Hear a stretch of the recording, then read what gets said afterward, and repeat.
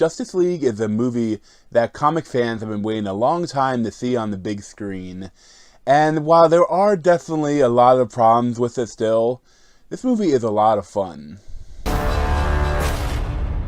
had a dream.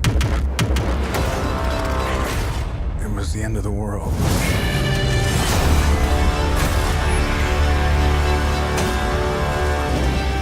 Invasion.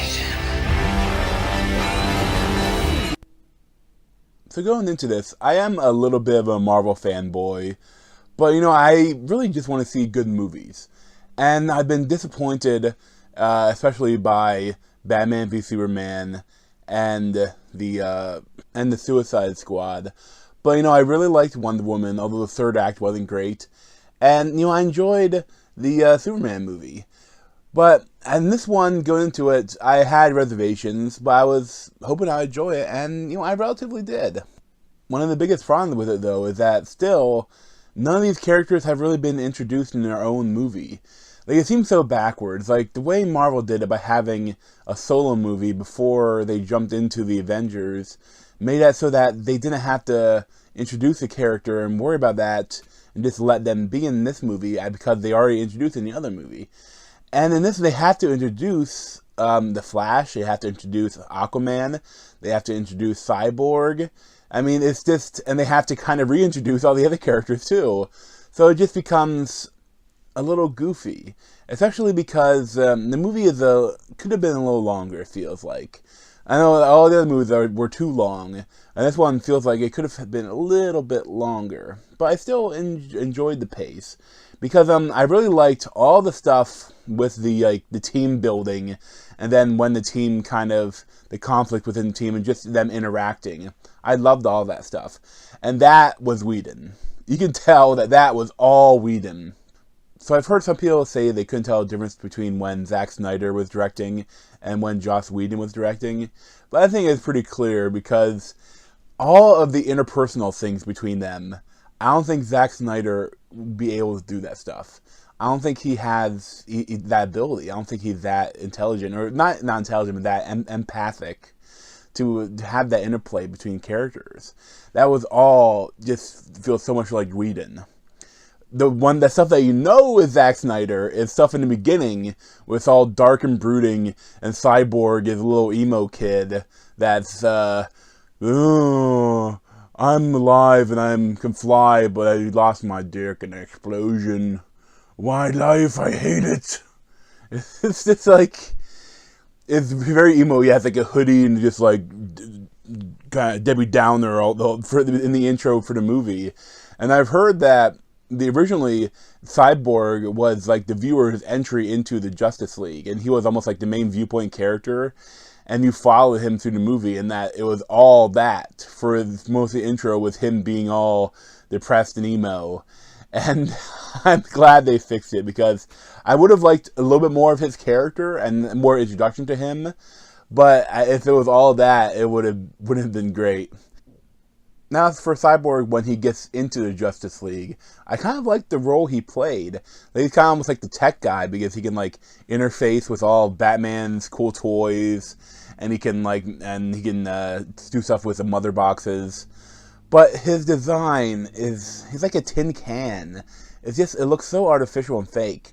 And what I mean by that is like it's something about it's like so shiny or something that it just doesn't look real. Doesn't look like it. Like you can tell that it's pretty mediocre CGI, and especially with his face, like the cutout of his face, it looks like his face is just like floating around. It looks so unreal. And I wish they would have done something different. Like they could have had like a person, like the guy could have had like a suit up to his neck, and then have like they could put a mask or something that they could do something like they could just a physical mask.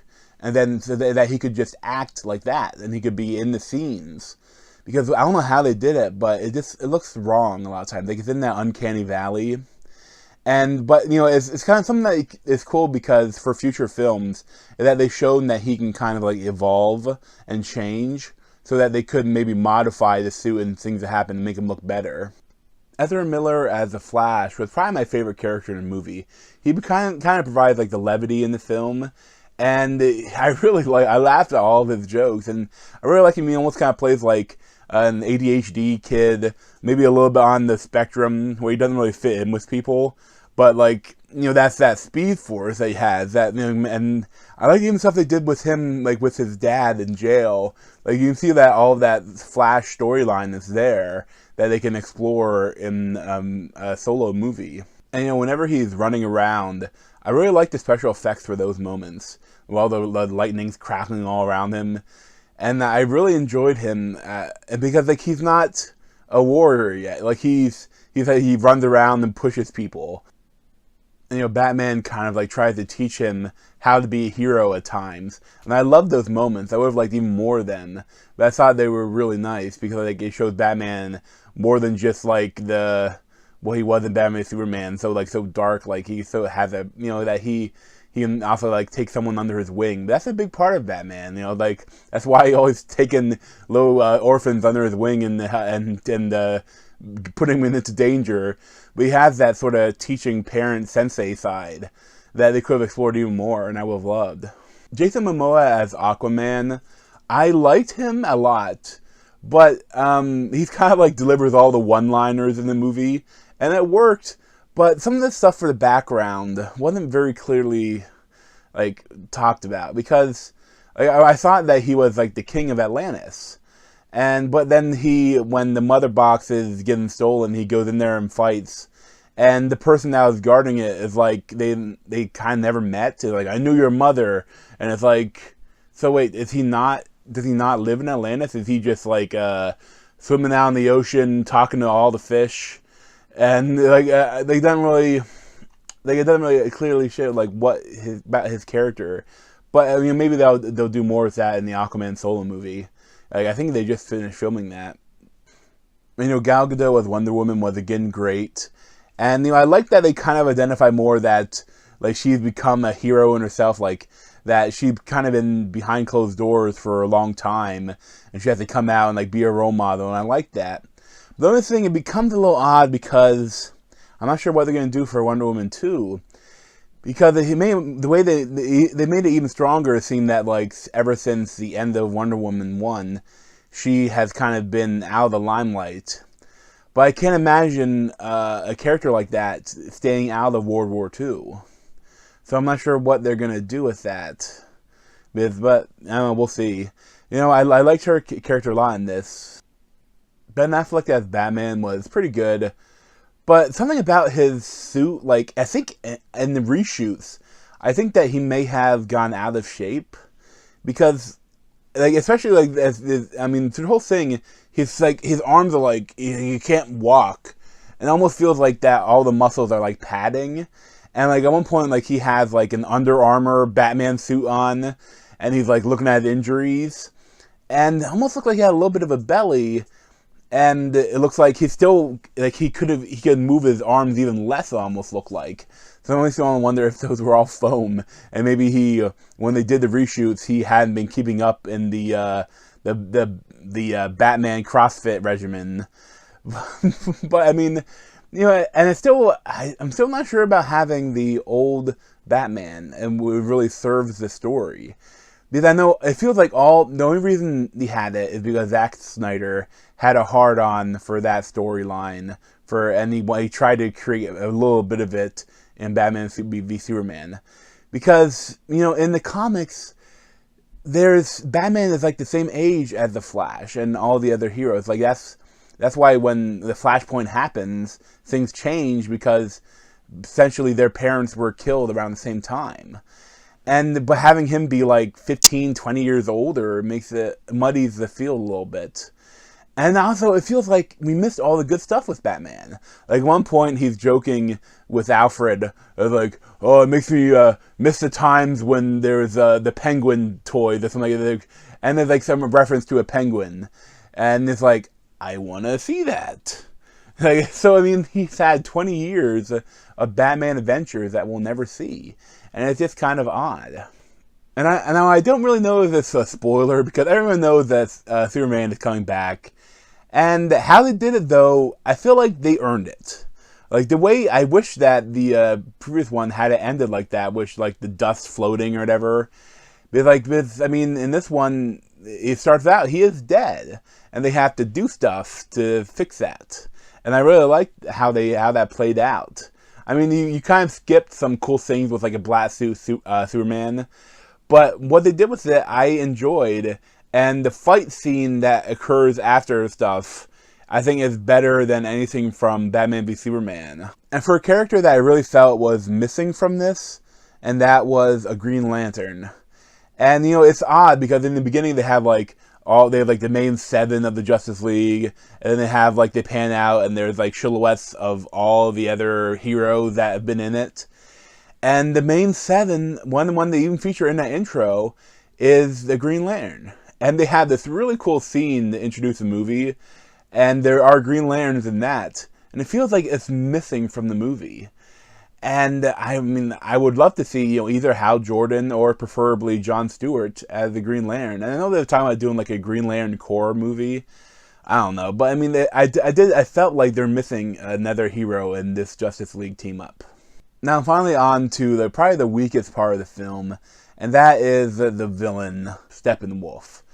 And he is, if you didn't like the third act of Wonder Woman, where you had Ares as this big CG monster, you're not going to like this. Like, every movie they've had this big CG monster, and it feels like, sometimes it can provide for some cool things, but when it's just them fighting it, it's all CG, so it's not as cool as it could be. Like, it's not quite Matrix Revolution style, but it's not too far away from that at times. And I think part of the problem is that, again, the CGI in this movie is subpar. And when you have the character that's all CGI, and he's humanoid but not human, like he has a human face, but then he has like a bone goatee for whatever reason, and the helmet. But it makes it, he's in that uncanny valley where like everything's kind of too shiny. And same thing with Superman's upper lip at times. But for him, I just wish that they had done something else with him. Because, I mean, some of the stuff was cool with him. But it's just, he's like a video game character at times. And we never even really introduced him to him that much. Like, I'm not that familiar with his character. But essentially, he's just the herald for Darkseid.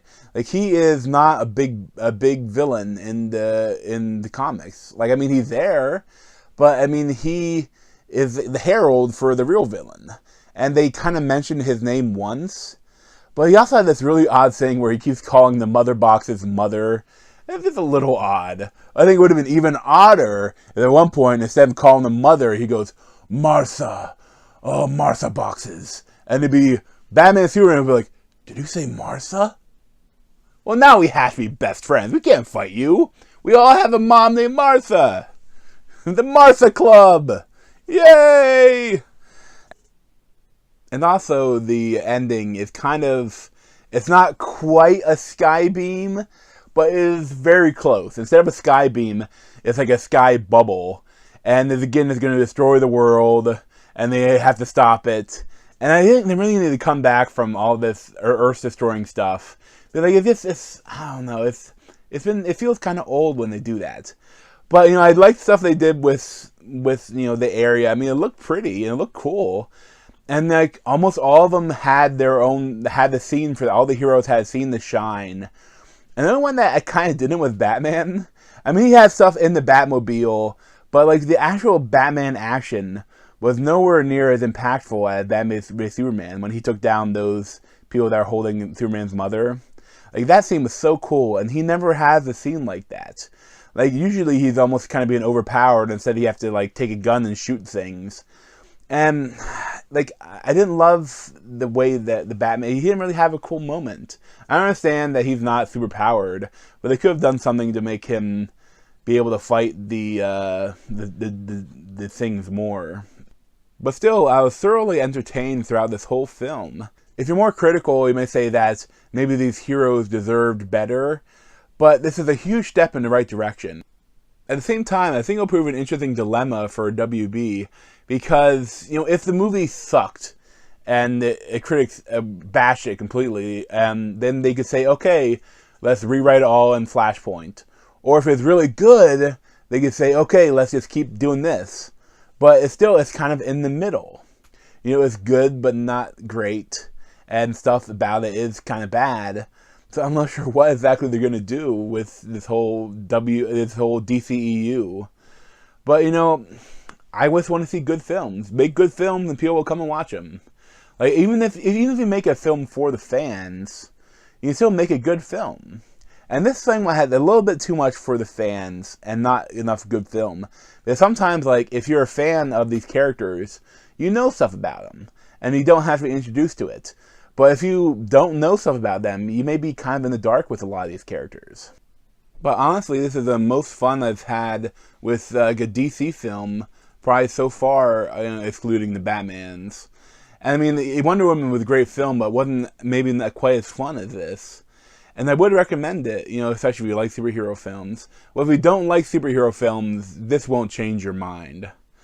But, you know, I give it like a 7.75 out of 10, or maybe an 8 out of 10. And thanks for watching. Check out other video playlists that are on my head, or subscribe to me over here.